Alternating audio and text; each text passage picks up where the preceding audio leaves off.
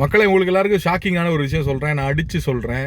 Promo 4 பார்த்துட்டு சொல்கிறேன், இந்த புள்ள 100 இல்லை 200% பாரு கூட சேர்ந்து சப்போர்ட்டிவாக ஒரு கேம் விளையாட போகுது.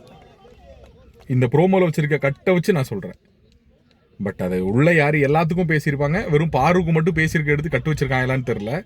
பட் பார்வதியை மட்டும் அவங்க இதை சொல்லியிருந்தாங்கன்னா பாருக்கு ரொம்ப சப்போர்ட்டிவான பார்வை வந்து ஃபினாலேவை நோக்கி எடுத்து வரக்கூடிய ஒரு கேம் விளையாட போகிறாங்க அப்படின்னு நான் நினைக்கிறேன்.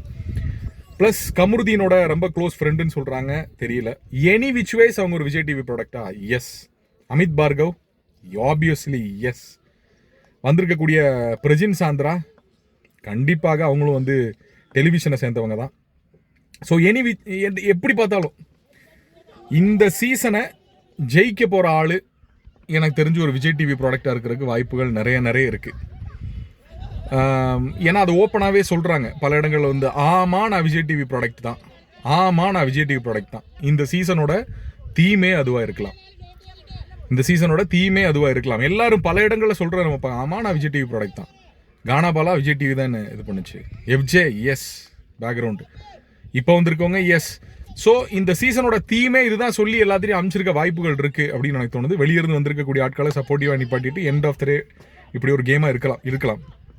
அதுக்கு அடுத்து 5ஆவது ப்ரோமோன்னு வந்திருக்கு. 5ஆவது ப்ரோமோவில் கேப்டனை பற்றின ரிவ்யூ விஜய் சேதுபதி வந்து கேட்குறாரு. ஸோ இன்னைக்கான எபிசோடில் வந்து வைல்ட் கார்ட்ஸை உள்ளே விட்டுட்டு அந்த ஒரு சின்ன அந்த டாஸ்க் மாதிரி இருக்குல்லையா, அந்த டாஸ்க் ஆடி முடிச்சதுக்கப்புறம் விஜய் சேதுபதி திரும்பி வந்து இந்த விஷயங்கள் நடக்குதா இல்லை அதுக்கு முன்னாடியே நடக்குதான்றது தெரில, பொறுத்து இருந்தால் நம்ம பார்க்கணும்.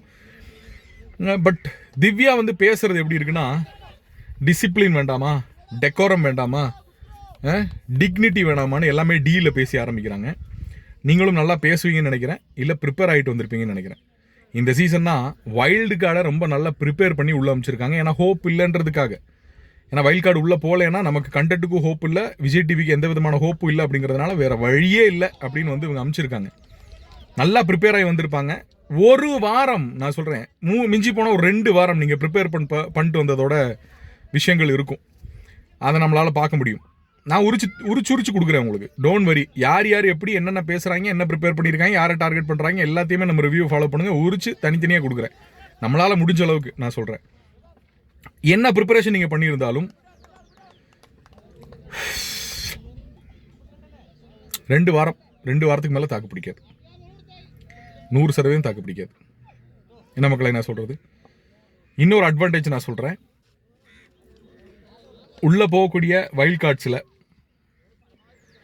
மற்றவங்கள திருத்துறதுக்கு மட்டும் உங்களோட டைமை ஸ்பெண்ட் பண்ணி உங்களுடைய ஆட்டத்தை ஆட நீங்கள் மறக்கிறதுக்கு வாய்ப்புகள் நிறைய இருக்குன்னு எனக்கு தோணுது. ஏன்னா நீங்கள் இப்போ பேசுகிறத வச்சு பார்க்கும்போது இன்னொருத்தவங்களை பேஸ் பண்ணி உங்களோட கேம் எடுத்துகிட்டு போகணும் அப்படின்றதுக்காக நீங்கள் உங்களுடைய சொந்த கேமில் புதுசாக ஏதாவது பண்ணுறதுக்கோ, புதுசாக பெர்ஃபார்ம் பண்ணுறதுக்கோ, உங்களோட திறமை காட்டுறதுக்கோ, மக்களை இம்ப்ரெஸ் பண்ணுறதுக்கான வாய்ப்புகள் மிக மிக கம்மி அப்படின்னு நான் நினைக்கிறேன். கருத்துக்களை பதிவிடுங்க மக்களே.